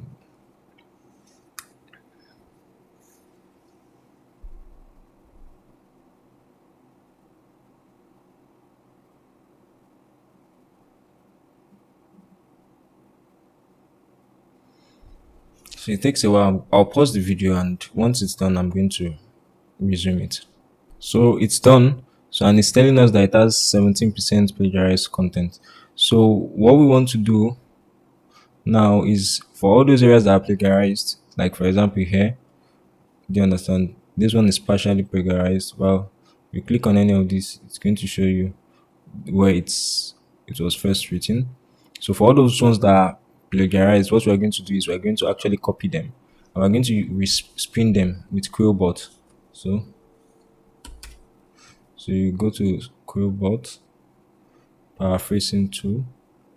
So this is it. So all you just need to do is come to all of those areas that are plagiarized and you rewrite them. So with Quillbot. So one very useful tool when writing is Grammarly. So it's very essential. I'm going to explain all those. So you just click on paraphrase and continuously. So and it's going to just rewrite it for us. So and this is what we are.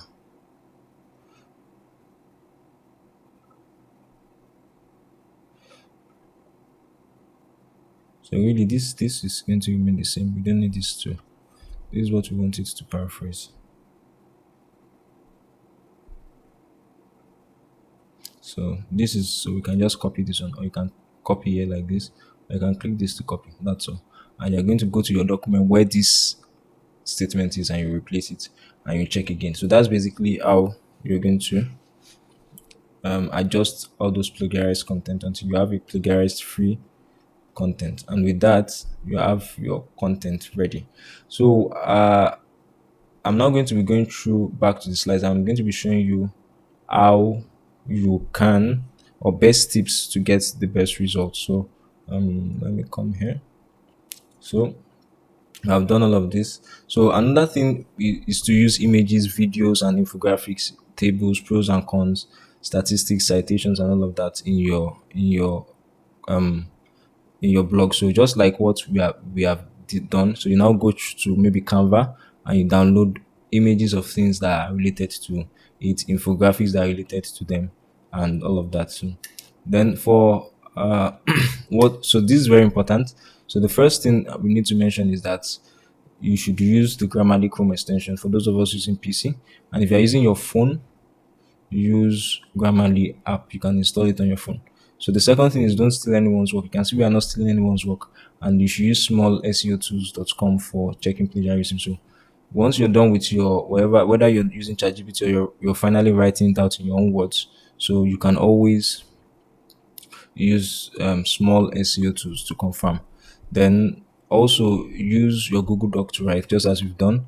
And that thing is, you should write every day. Write, write, write, and write. If you have a niche that is of interest to you, just always write and write and write. Practice makes perfection. So you're going to get perfect as you go. YouTube is your friend.